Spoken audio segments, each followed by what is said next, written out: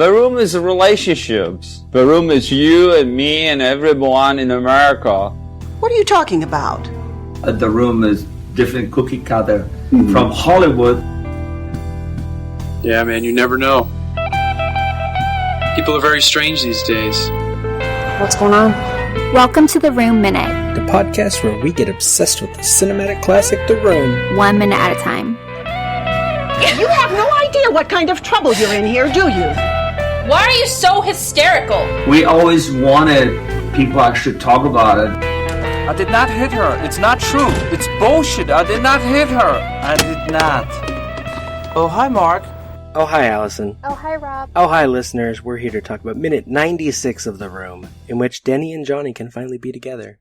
Before we get into the scene, on the day they filmed this post-suicide stuff for the second time, Peter Anway, Burns and Sawyer rep, and I believe is a production assistant was his official credit, had brought in an acting coach named Diane. She was replacing Sandy Chaclair, the script supervisor who had kind of directed most of the movie, because Byron, the stagehand who had taken on that job after Sandy quit, was too aggressive. According to Greg, this is from the book, The Disaster Artist, Diane was smart, sensitive, and determined to help. Before we got ready to film the scene in which Lisa, Denny, and Mark grieve over Johnny, she took us all aside and started telling us what she felt was at stake in the scene. I stopped her, politely, and asked that she follow me to the room where Tommy kept the dailies. The dailies guy was sitting there eating a sandwich. Hi, I said, could you show Diane some footage from the living room suicide dailies? Without saying a word and without pausing from the ongoing destruction of his sandwich, the dailies guy fired up the playback machine. Diane's expression started in a place of benign expectation, corkscrewed into abject shock, and mainlined into something like existential confusion. Then she started to laugh. So, I said, that's where we're at. They brought in an acting coach to try to get this scene right, and horrified her by showing her the first version of the scene. So, we're back to Lisa. She finishes saying, I love you, and then because she knew our minute would cut it off, she repeats it. I love you.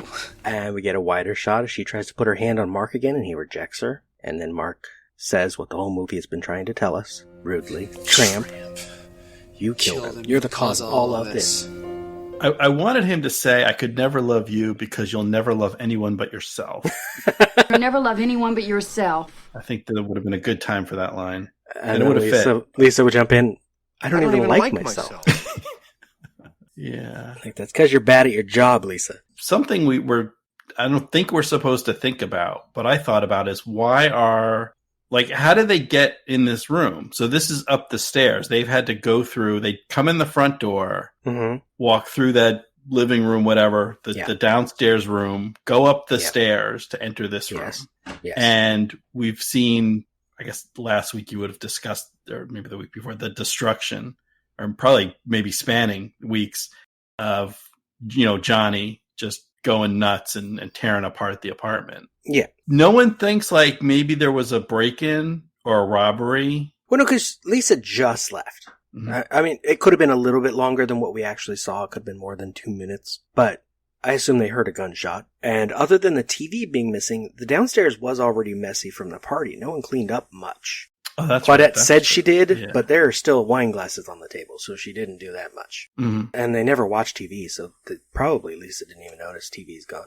So, no. Or that just worried them more, because gunshot, Chris R. came back. Oh, no. He's shooting people. Maybe I was confused. I thought there'd been a little bit more time between when Johnny kills himself and when they come in, based on, it looks like the blood, at least on his shirt, is pretty dry. I thought more. Well, I think that's just bad makeup application. Okay. I think it's supposed to be right after, like, they heard the gunshot and ran back. Because otherwise, why are they even coming back together? Right. She went to be with Mark at his place in the building, because everyone lives in the building. Yeah. Well, I think it's kind of this started as a play. It's a very stage play kind of thing to say in the final scene at the very end, we've got to get all our main characters on stage at the same time. We've got to get everyone in the room. Yeah. Otherwise, there's no real, I don't know. I don't feel like Denny running in at this moment adds a lot to anything. No. Other than we want him on stage at the end. Yeah. Yeah, they want the other person. Yeah. And we need someone to reject Mark also. Mm-hmm. Mark can reject Lisa, but we need someone to reject Mark. So I guess that's why Denny's here. Right.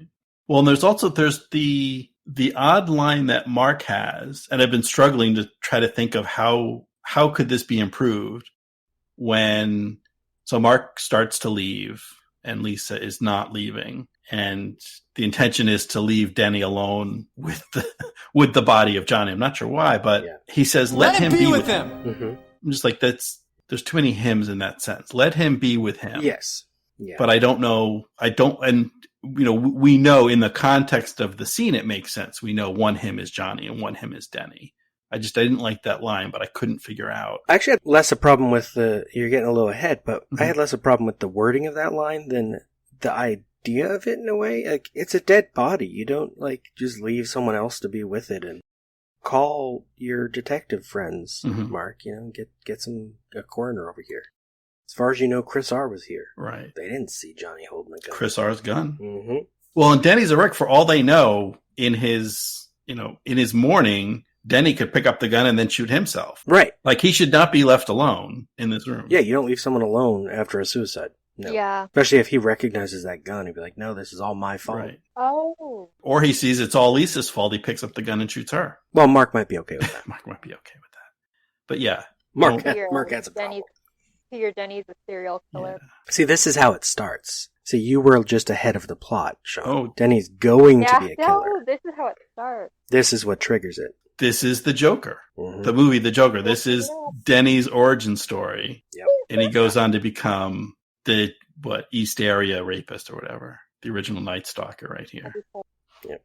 Backtracking, though, because we aren't actually to that line, because Denny didn't come in yet. Oh, right. We're still at, I could never love you because you'll never love anyone but yourself. I could never love someone like you. Think so? Because you'll never love anyone but yourself. Right. I don't even like myself. It's not true. I don't even like myself. Yes, I don't love you. Get out of my life, you bitch! Which really, the Groundhog Day does have more nuance, I think. It's like, I was just sleeping with you to get closer to Johnny, and now Johnny's dead, so you're useless to me. Right. He could go sleep with Denny to be close. Denny shows up, just appears at the top of the stairs, and says, what's happening? Denny runs in. Mark tries to stop. Says, don't look, Denny. Denny says, Johnny's dead. Wake up, Johnny, please. Please, it's not right. It's not right. And this was another line I had a problem with, is Lisa's Denny, he's in a better place. Because that's not normally something you say when the corpse is right there. Yeah. That's the kind of thing you say at a funeral or after. He might still be alive. Neither of you are medical professionals. He is in a better place, because he's away from you and Mark. Why? And then Denny gets down on Johnny. Says, leave us! Both of you leave. And we get, I think this is probably like the 8th or 9th greatest line in cinematic history we've had in the film. Mark gets up to leave, and he says, as far as I'm concerned, you can drop off the earth. That's a promise. And the real brilliance of this line is, it's 80-yard. He didn't say this. Mm-hmm. They decided this line made normal sense and put it in the film afterward. And rather than making sense, it transcends sense. Yeah. But Denny understands, he's just like, just leave! Both of you! And then we get to the line you already mentioned. Leave him, alright? Let him be with him! And Lisa finally does get up, and we're on Johnny as Lisa leaves. This is why, Johnny? Why? And then we get this wonderful shot, if you've looked at the stairs, of Lisa and Mark. And Mark is looking like he's, walking down the stairs, but there's no stairs there, so that means he was, on his knees for this shot, which is really funny to me. Yeah, because he's like a full head shorter than Lisa. Yeah. So he would have had to, either bend down or kneel or something in order to even do this shot, because there are no stairs. There's 2 stairs down after you get to the top. There's no top. Now we get another Johnny why from Denny. Why? And we get a close on Denny, and he's sad. And I actually, the last way he says why actually made me feel kind of sad for him. People are trying. They're acting. Once Steven was gone, they went back to acting. At the end of the minute, we see Lisa and Mark again, and not sure what they're going to do. This is where I put in my notes. Yeah, this scene took 3 days to shoot. Well, they wanted to get it right. Yeah. And this was the second time they shot the scene, because they had previously shot it in the living room. Notes from a midnight screening. It's right before Mark calls Lisa a tramp. We get a focus. Someone yell in focus because it's out of focus. I actually noticed another spot where it wasn't in focus that I wanted it, but the audience doesn't call it. Denny says, "Wake up, Johnny, please. Please, it's not right." The focus is on Lisa's shoulder instead of Denny's face. But the audience didn't catch that one because I think they're all just too distraught to have any fun in this. It's because you're looking at this through your own tears that it appears out of focus. It's just too sad. Yeah. At this point, Greg points out in the disaster artist, like, no one was even checking if the cameras were in focus when they started shooting scenes. Like, no one cared anymore. And this would have been, I think, the last scene of regular production was this second version of the suicide scene. Because at this point, Burns and Sawyer was like, yeah, you have to go. You've been here long enough. So all they had left was exteriors in San Francisco, which we've talked about before because those happened a long time ago. I'm trying to think of something. Is this... And going back to, you've mentioned a couple times that they filmed the suicide scene twice, once in the living room and now in the bedroom. And I think it needs to be in the bedroom. Is this Denny's only scene in the bedroom? No, he was in the first scene in the bedroom. He comes in at the beginning of their first sex scene after eating the apple. Oh, that's right. Yeah, he does. They want to, Lisa and Johnny want to be alone. And he comes in and barges in. But now he's back because, but I think it's significant that they're in the bedroom because that's sort of the geographical center of Lisa and Johnny's relationship. Yeah. Kind of around the bedroom. Yep. And then it kind of ends here as well. Well, and you also point out a great sort of echo in the filmmaking as well, as in that first bedroom scene, they kick Denny out. But in this scene, Denny's kicking them out. Denny's kicking them out. Oh. Like he can be with Johnny. This might be a good movie. Right. See, you get it now. I think you're onto something here. I'm starting to see there is a method to the madness. Okay. All right. Yeah. So that was my one thing. You get it. Okay. Speaking of good movies, it is Friday, so we talk about bad movies. Friday. I know it. It all sounds like some bad movie.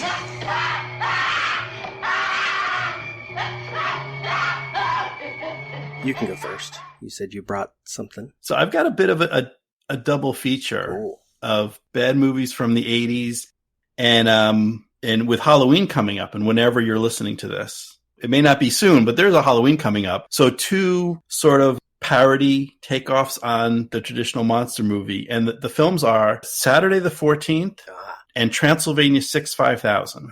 I haven't seen either of those in a long time. Yeah. I put them together. So Saturday the 14th is from 1981. Transylvania 5000 is from 1985. So they're both early to mid 80s. They're both sort of mashups where there's not a single monster. You've got vampires, you've got werewolves, you've got mummies. One of them even has a creature from the Black Lagoon type creature going on. So you get an all-star cast of all of your favorite matinee monsters with a little bit of, in air quotes, comedy thrown in. How much comedy, I guess, is a personal taste thing. I think they're funny. Both the areas where they're intending to be funny and a few things that I laugh at that I don't think they intended to be funny. So both on IMDb for categories, both listed as comedy / fantasy / horror. Saturday the 14th on IMDb, it's 4.7 out of 10 stars, and Transylvania 5000 is exactly at a 5.0. Huh. It is perfectly mediocre. And I think they're both bad in a good way, and they're, if you're looking for something spooky with monsters and horror and stuff, they have that as well. Now, the movie I want to mention, I don't think the movie is actually that great for a bad movie. It has a 3.0 on IMDb. The good news is it is brand new. It just came out.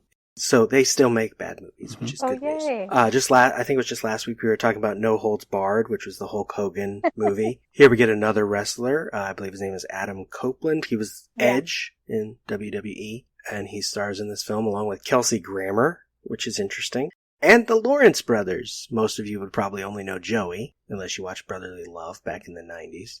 I think it's Andy wrote and directed it, and also has a small part, and then whatever the third brother's name is, he's also in it. And it's about some thieves trying to steal from a plane that is a casino for horrible criminals that want to hang out together, which is a really dumb premise.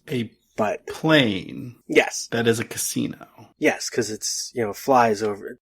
They specify that it flies over international waters, which doesn't make any sense because you could just have a boat there, which is easier, and goes slower and uses less fuel. Also, we actively see that it's flying over land, so someone forgot to put all those things together.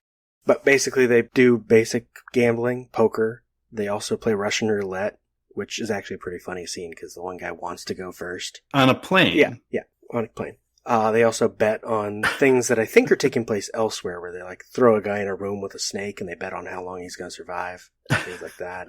Are they like watching Major League Baseball with implied oral consent, not explicit written consent kind of thing? They're actually much worse criminals than that. The main character, Edge, is posing as a human trafficker to get into this plane and be with these people. And one of the other guys gave Iran nuclear capability. It was his big brag. And so they're bad people. And then Kelsey Grammer's like even worse, and they took some of his money and he wants it back. And it's the makings of a good film, but none of it's done well. And there is almost never any high stakes. It's like everything just kind of works. It sounds interesting. Mm-hmm. But I was most excited not because it was a great bad movie, but because it was new. It came out in 2020. Yeah, another victim of the COVID virus, because I don't think this is ever going to see a theatrical release. No. Oh, if I'd seen it on a big screen, that would have been amazing. Have you said the title of this film? Oh, it's called Money Plane. I think I said it, but it's such a generic title that you might not have noticed. Yeah, Money Plane. Now, bad movies do come out in theaters too. If you saw, what did they call it? The new remake of Turning of the Screw. I think they just called it Turning. I think it was just called Turning. It was awful. The movie didn't end. It was just like she was gonna drive away and the movie just kind of stops, and then kind of in the tradition of a great bad movie I talked about many weeks ago, Shark Exorcist, it just has more scenes after. It has random footage of someone dragging their hand along some wallpaper as the end credits begin for no reason, and it's not good. Bad movies still happen, and this is good news.